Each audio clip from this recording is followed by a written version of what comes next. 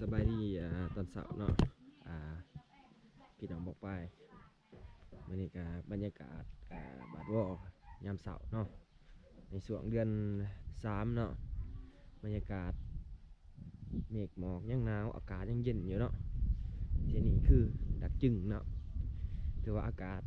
เด่นดักจึงเด่นหนาวอีหลีเนาะพี่น้องอากาศสีหนาวกว่าปากซองเนาะเบิ่งบรรยากาศหนาวกว่าเดือน12หนาวกว่าเดือน12อยู่เขตลุ่มเนาะบรรยากาศหมอกลงแต่เสาเนาะมันอยู่เขตเทิงผู้ดอยเนาะ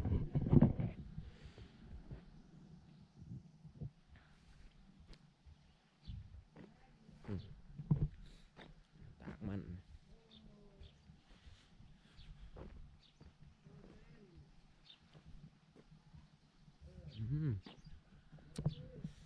อากาศ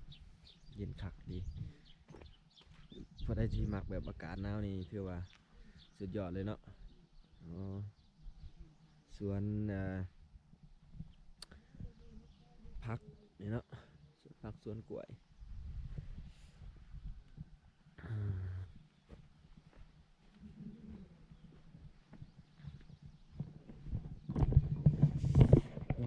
ตอนนี้เวลา7 โมงครึ่งแต่น้ำหมอกนี่ยังลายคือเก่า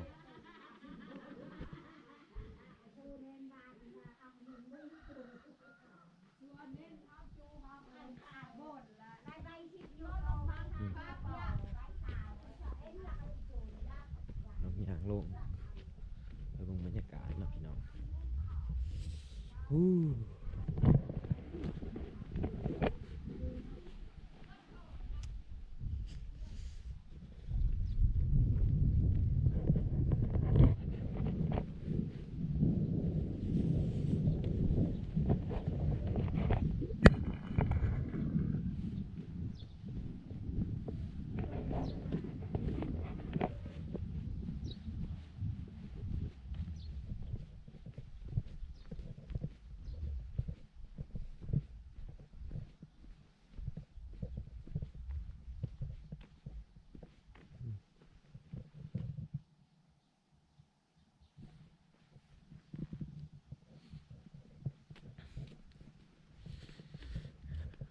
เงินใหม่ลักนี่คือว่าคือว่าหนาวกับบนหนาวเนาะอากาศมันเย็นเนาะมันเย็นแบบว่าบ่มีลมปานใดเนาะลมน้อยค่อยๆพอดีเย็น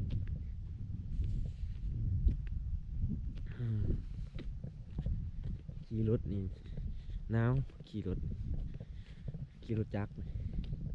ขี่รถใหญ่นี่น่าจะใครเนี่ย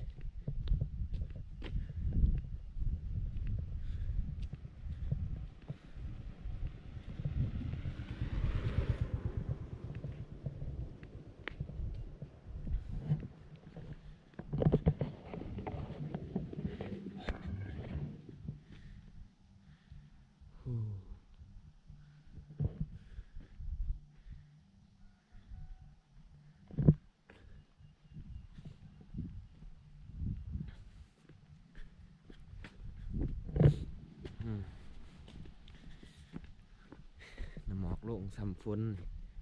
มันหย่อยจากใบไผ่คนนะ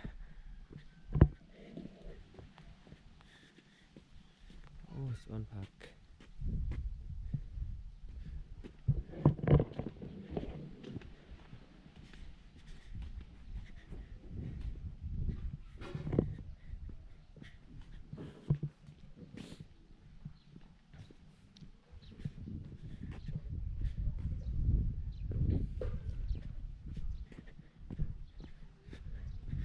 เห็นยังมังรถ สวนผักงามเลยปลูกได้ทุกยามเนาะผักเนาะยามนี้ดินแห้งเหมาะสมเนาะปลูกผักดักจึงเมืองกาแฟเมืองโสมเนาะดินก็งาม อากาศก็ดี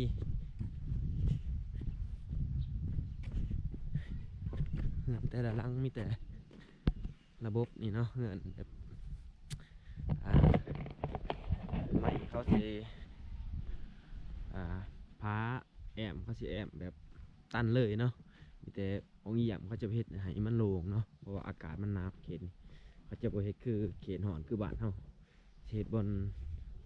มันหลวงไงอันนี้ถือว่าอัดกึบเลยนี่คือยังสิไม้ล่มเขาเนาะ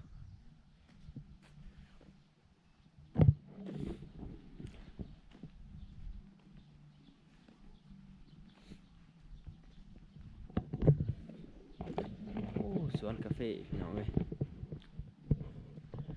นี่หมากกาแฟหยั่งเลยแดงนี่เริ่มดอกแล้วเด้นี่กาแฟเริ่มเป็นดอกแล้วนี่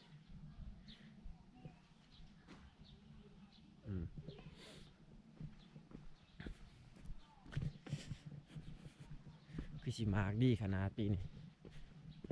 จากกาแฟยังเนาะพี่น้องเขาเอิ้นกาแฟติมอร์บ่หรือว่ากาแฟยังเนาะอันนี้เขายังบ่ฮู้ว่ากาแฟหรือยังเนาะมีแต่ว่าฮู้แต่ว่าพวกกาแฟนะทางต่อไป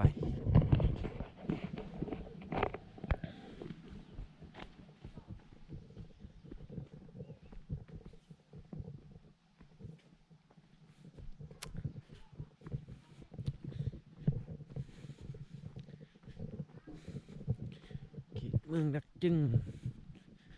อากาศยามกลางเว้น12 โมง 1 โมงกลางเว้นนี่ก็ยังรู้สึกว่าหนาวเลยแดดก็บ่ค่อยออกปานใดมื้อใดแดดบ่ออกนี่ถือว่าเย็นขนาดมื้อใดแดดออกนี่ถือว่าใครแหน่ขี่รถจักรนี่ถ้าบ่ใส่เสื้อแขนยาวนี่โอ้ยบ่เป็นขี่หนาวขนาดโอ้บ่เฮ็ดสวนเบิ่ง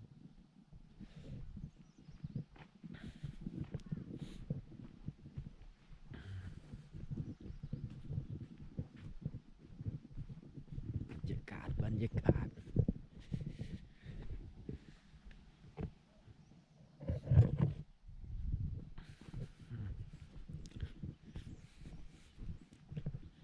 เดินป่าอากาศนั่นนี่บ่มีเมื่อยนะยามมันมื้อมาเดินก็ได้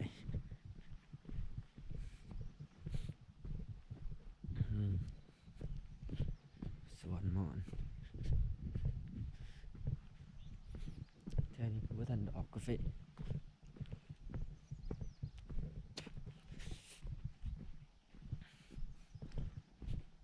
ยังเห็นหน้าได้นี่อยู่นี่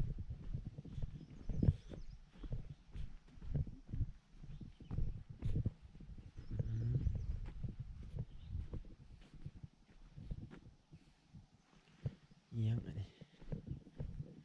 สวนเอียงนี่น้องป่าโอ้น้องป่าน่าจะเป็นน้องเลี้ยงปลาดุกแบบนี้เลี้ยงปลาดุกพันธุ์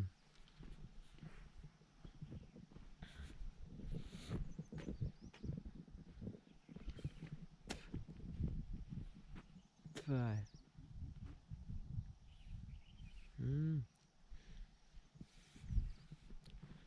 คือว่ายังปีอยากเห็ดหน้าแซงก็ได้เด้นี่บรรยากาศท้องนาพี่น้องเอ้ยอากาศดีดีนะพี่น้องที่ว่าพาบรรชมบรรยากาศยามเช้าแถวเขตเมืองนักจึงเขาเนาะ